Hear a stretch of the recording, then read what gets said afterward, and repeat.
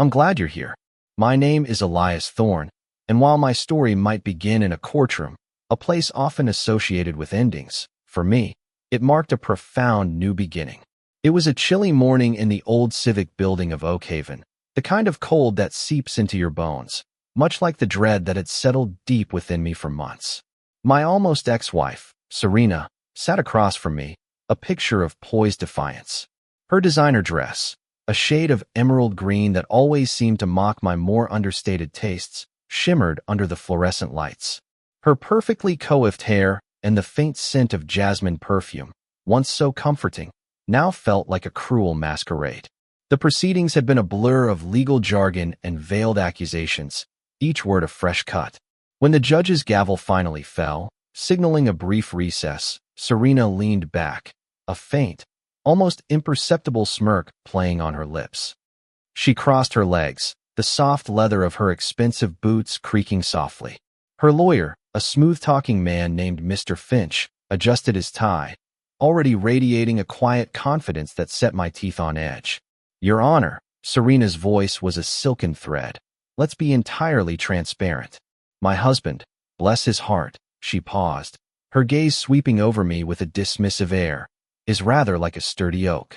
Predictable, reliable, and perhaps a little too rooted. A few muffled coughs rippled through the gallery, and I caught the glint of amusement in Mr. Finch's eyes. The judge, an older woman with kind but weary eyes, merely tapped her gavel. My jaw tightened, but I held my tongue. This was her stage, her final performance, and I wouldn't give her the satisfaction of seeing me unravel. Our marriage, 8 years of shared dreams and unspoken compromises, was dissolving into a bitter spectacle. Serena had decided I was no longer the vibrant, ambitious man she had married. No longer exciting, no longer enough. Instead of a dignified parting, she had chosen a path of public humiliation, dragging our private sorrow into the harsh glare of the legal system.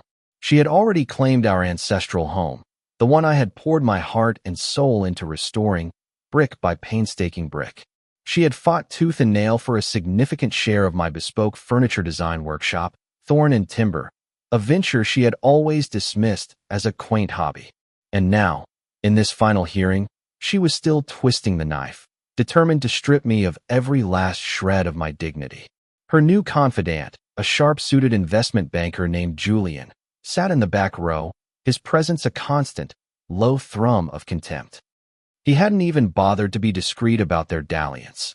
I had discovered them months ago in my own workshop, amidst the scent of freshly sawn cedar and the echoes of my shattered trust. But I wouldn't crumble, because what she didn't know, what none of them knew, was that this trial wasn't the final battle. It was merely the prologue to my resurgence. Mr. Finch rose, his voice smooth as polished river stones. Your Honor, my client merely seeks to ensure her financial security. Given Mr. Thorne's rather modest enterprise, she harbors concerns regarding long-term support. She made considerable personal sacrifices during their union. Sacrifices. The word hung in the air, a bitter irony. Judge Hawthorne peered over her reading glasses at me. Mr. Thorne, do you wish to respond? I took a slow, deliberate breath, my fingers tracing the smooth, cool wood of the witness stand. This was it. Slowly, with a measured calm that belied the storm raging within me, I began to unbutton my bespoke linen shirt. A ripple of surprise spread through the courtroom. Even the judge leaned forward slightly, her brow furrowed with curiosity. I didn't rush. I wanted every second to stretch, every eye to witness this unveiling. One by one, the buttons gave way, revealing the skin beneath. Then, I shrugged the shirt from my shoulders, letting it fall silently to the floor. A collective gasp swept through the room. Serena's smirk vanished, replaced by a look of stunned disbelief. Julian's detached amusement contorted into something akin to unease. For standing there, in the cold, sterile air of the courtroom, I was unrecognizable from the man Serena had so casually discarded. The last time she had truly looked at me, I had been softer, more yielding, a man worn down by years of quiet provision, of prioritizing her comfort over my own well-being. I had been easy to overlook, easy to betray, but the man standing before them now was different. My shoulders were broader, my frame leaner, every curve and sinew honed by months of relentless discipline. I had spent countless hours in my small home gym, pushing my body, embracing the burn, transforming the stress and exhaustion that had once weighed me down into resilient strength. Scars, faint silver lines, adorned my torso not from an easy life, but from the quiet battles I had fought within myself, the internal forging of a new identity. And most importantly, etched boldly over my heart, was a new tattoo. The ink was still vibrant, a fresh testament to my resolve. A gnarled, ancient oak tree, its roots deep, its branches reaching defiantly towards the sky, no longer merely rooted, but powerful and unyielding. The symbolism wasn't lost on anyone, especially not Serena. She stared, her mouth slightly agape, her eyes wide with a mixture of shock and dawning apprehension. Mr. Finch, ever the quick-witted lawyer, recovered first. Your Honor, I fail to see the relevance of Mr. Thorne's physique to these proceedings. I cut him off, my voice calm, steady, yet infused with an undeniable steel. Relevance, Mr. Finch? You wish to speak of sacrifices. I turned to Judge Hawthorne, my gaze direct and unwavering. For 8 years, I poured my life into our shared existence. I worked tirelessly at my workshop, often late into the night, so Serena could pursue her various avocations. I funded her retreats, her extensive wardrobe, her cosmetic enhancements. I even placed her name on the deed to my beloved Thorn and Timber, believing we were a united front. I shifted my gaze back to Serena, watching the color drain from her face. And how, pray tell, did she repay my unwavering commitment? I gestured subtly towards Julian in the back row. A fresh wave of murmurs rippled through the courtroom. Mr. Finch began to object, but Judge Hawthorne held up a hand, silencing him. Let him speak. I nodded in appreciation before continuing. You called me a sturdy oak, Serena? Solid, predictable. My lips curled into a slow, deliberate smirk. That's rather apt, actually, because this oak, having weathered many storms, is about to drop a very heavy branch. Her expression twisted, panic flickering in her eyes, eclipsing the last vestiges of her arrogance. I reached down, my hand closing around a thick, worn leather folio I had placed beside my chair. It landed on the table with a resonant thud. Within this folio, I stated, my voice ringing clearly through the suddenly hushed room, are documents detailing a consistent pattern of financial impropriety. Serena has been systematically diverting funds from Thorn and Timber for personal use, fabricating expenses, and concealing assets. Her mouth opened, then snapped shut, then opened again, a silent gulp. And because of that, I continued, my voice firm, I am not only contesting her alimony request, but I am initiating legal action against her for restitution and damages. The courtroom erupted into whispers.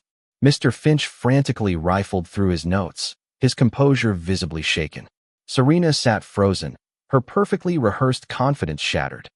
For the first time in months, I saw something new in her eyes. Not arrogance, not amusement, but raw, unadulterated fear. And we weren't even close to being finished. This, as I knew, was only the very beginning.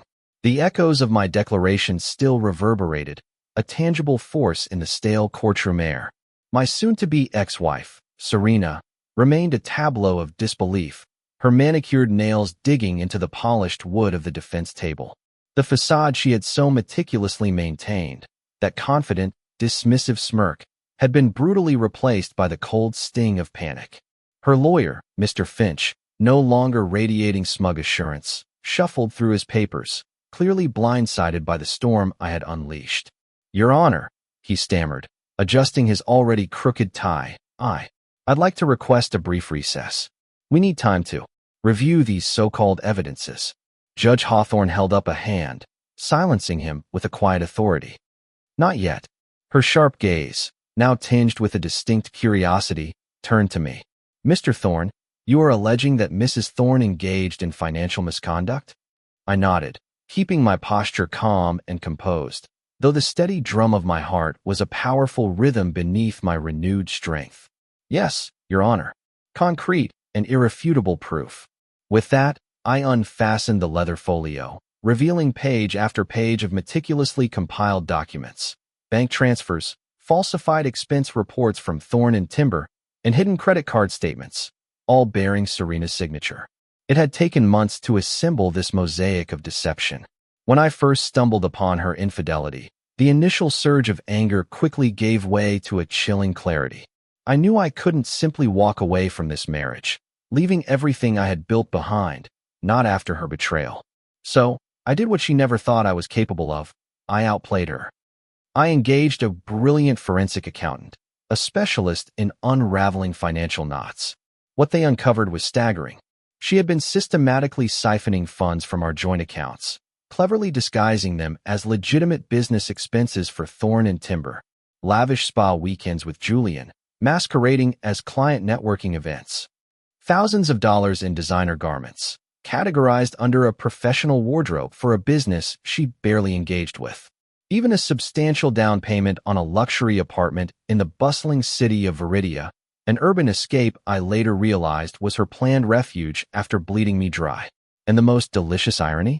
She had signed everything herself, leaving an undeniable paper trail. Judge Hawthorne meticulously flipped through the documents, her face unreadable, but I didn't miss the subtle tightening around her lips, the slight narrowing of her eyes. "Mrs. Thorne," she finally said, looking up over her glasses, her voice cool and measured. "Do you have an explanation for these?" I turned to Serena, giving her the full, unwavering force of my gaze. She had always been adept at weaving elaborate fictions, but now, she was clearly grasping for air. "This is preposterous," she blurted out, a brittle, shaky laugh escaping her lips. "Clearly, he's inventing things. I would never." "Your Honor," I interjected smoothly, my voice unwavering. "You will find her signature on every fraudulent transaction." In fact, I reached for another document, a printout, and slid it across the table. "Here is an email sent from her personal account, instructing our former accountant to reallocate funds from the Thorn and Timber business account into a discrete personal account she controlled." Her face, once a vibrant canvas of indignation, drained of all color. This was the moment I had anticipated, the moment her house of cards began to topple.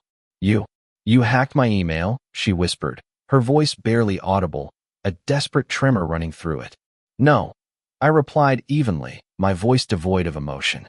"I simply gained access to all business communications related to Thorn and Timber, the very company you attempted to defraud."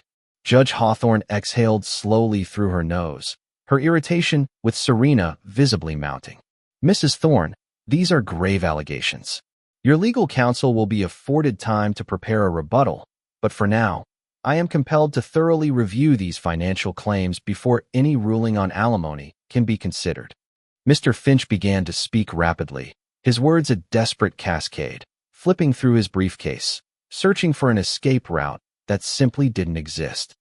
For the first time in our entire marriage, Serena had lost control of the narrative, and I wasn't finished yet. The companion's complicity. I turned slightly, my gaze sweeping past Serena, settling squarely on Julian, her corporate lawyer confidant. The man who, mere minutes ago, had sat so smugly in the back row, relishing my humiliation. Not anymore. His face had gone rigid, his fingers drumming a nervous, frantic rhythm against his thigh. I met his eyes, allowing a slow, knowing smile to spread across my lips. Time to pull him into the vortex. "Your Honor," I said, standing again, my presence now a commanding force. "I have one more critical piece of evidence to submit before we conclude this session." Judge Hawthorne motioned for me to proceed, her interest piqued. I reached into the inner pocket of my jacket and retrieved a small, unassuming USB drive. "This contains recorded conversations between Mrs. Thorne and Mr. Julian Sterling," I explained, gesturing subtly towards her boyfriend, whose face immediately stiffened.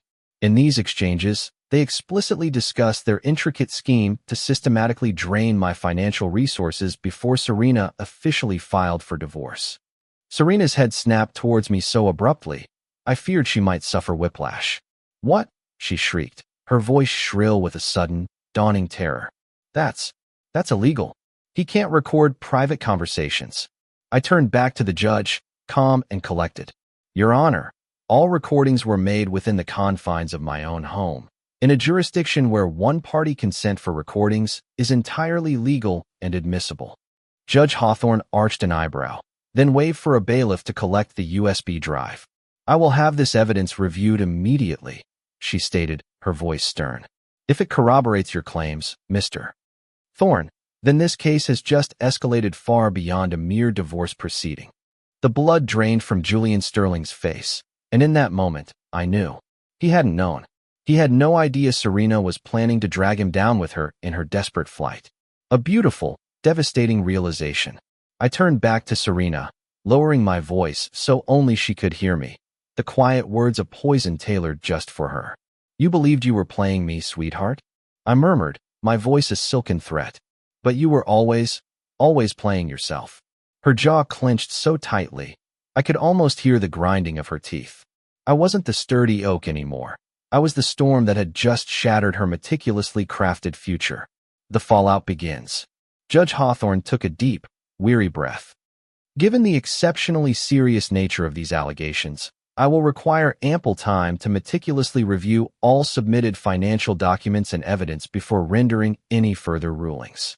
Until such time, I am ordering all marital assets to remain frozen.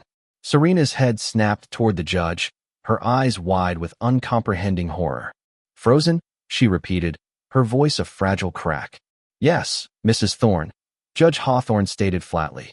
Which means you will be unable to access your bank accounts, your shares in Thorne and Timber, or any other joint assets until this case reaches a full conclusion. Her hands were visibly trembling now. She spun towards her lawyer. Do something, she hissed, her voice laced with desperation. Mr. Finch merely rubbed his temples, a picture of utter defeat. Meanwhile, I settled back into my chair, perfectly calm, perfectly composed, and watched as the full, devastating reality of her situation finally began to sink in.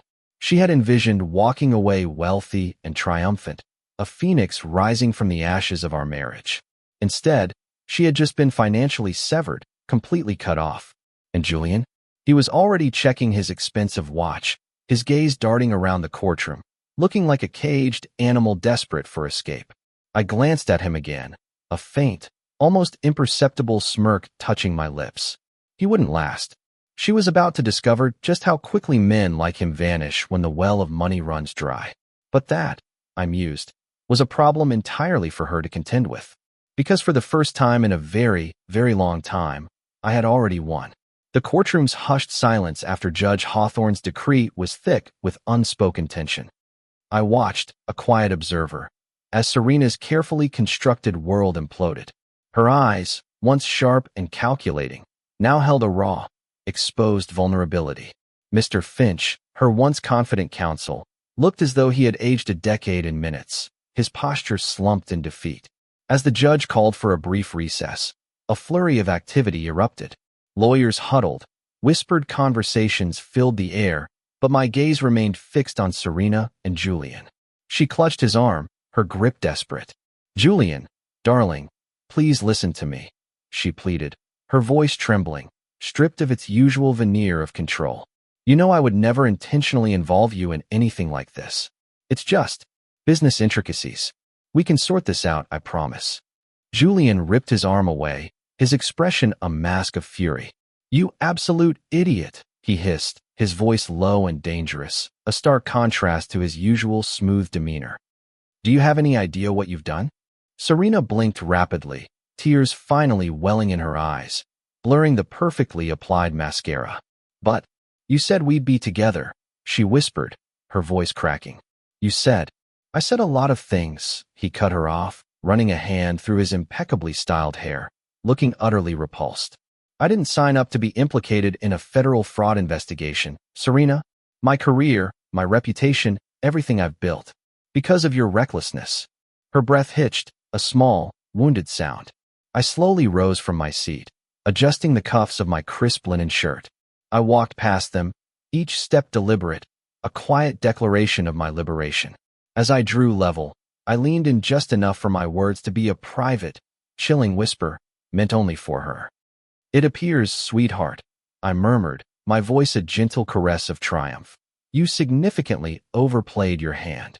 Serena spun towards me, her eyes blazing with a potent cocktail of fury and despair. "You think you've won?" she spat, her voice shaking with barely controlled rage. "You think this makes you a man?" I smiled, a slow, measured, victorious smile that didn't quite reach my eyes. "No," I said, slipping on my jacket, the gesture imbued with a newfound self-possession. "I think this makes me free."